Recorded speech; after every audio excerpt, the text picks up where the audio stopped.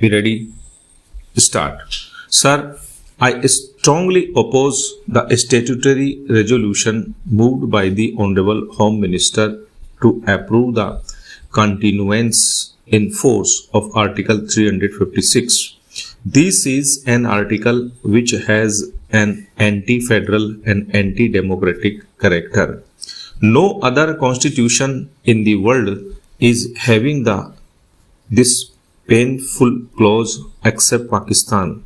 If you go through the constitution of the United States, Canada, Australia and Switzerland, you will find that no federal government is having the right to remove state governments. Unfortunately, our founding fathers have incorporated this clause in our constitution. Sir, the Government of India Act 1935 also deals with taking the powers of the states as well as taking the powers of the government at the center. The British government during their period incorporated two sections in the act for taking the powers of both the governments, but our founding fathers conveniently for the comfort of the center have incorporated the clause to take the state government under the control of the president. The Act of 1935 was opposed by the Congress party because of these two sections which assign the power to the governor and the governor general to take the control of state and federal governments respectively. The Act of 1935 was opposed by saying that it was a black act.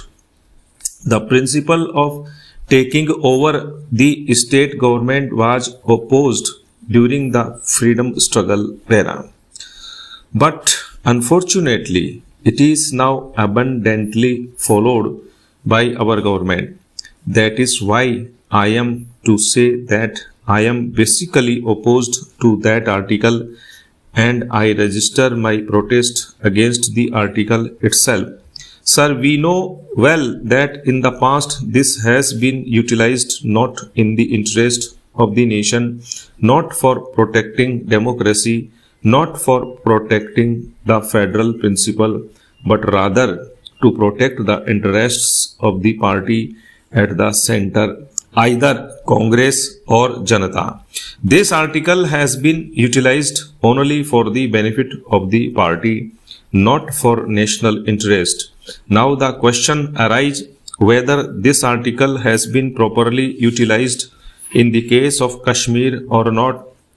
Sir, we know well that in the President's address, the governor was lauded and complimented by the government, saying he has restored democracy, the situation has improved, the entire nation would be thankful to my friend and so on.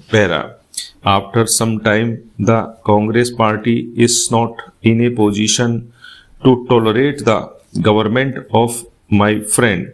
So it removed the said government from power by utilizing Article 356, but at the same time it did not dissolve the assembly. But now, sir, on the eve of the election of the Rajya Sabha, the assembly was dissolved for the interest of the party in power at the center. Therefore, it is totally exercised for the benefit of the party here. That is not only in this case but also in other areas. I am to remind the House that the government is not serious about the elimination of terrorism in Kashmir. Sir, they thought that the state government is not competent to deal with the situation effectively. But what do we see now?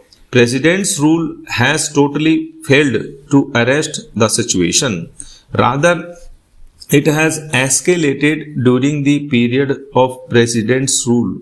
Sir, for the last 1 year, it has been reported in the press more than 2,000 people have been killed by the terrorists since January alone. 750 innocent people have been killed by the terrorists. What steps have been taken by the government? What steps have been taken by the concerned authorities in Kashmir? This has been allowed to continue. At the same time, as far as this House is concerned, it has given adequate powers, even more powers to the government to deal with the situation. Para. The Parliament has passed laws and armed the government with arbitrary powers. We have approved the steps to be taken under Article 349 of the Constitution. More than that, our Constitution has been amended. As far as the Parliament is concerned, it has done its best. But as far as the government is concerned, there is no improvement. The situation is not at all improving. I would like to know what has happened to the decisions. So many decisions have been taken in this House. It was decided that a security belt should be created. Has the government created that belt or not?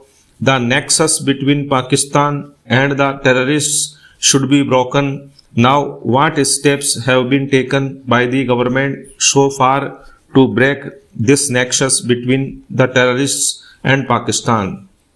We always blame that Pakistan is aiding, giving training and giving shelter to terrorists. There is no difference of opinion on that, but what measures have been taken by the government to check all these activities of the terrorists? You are acting like the common people.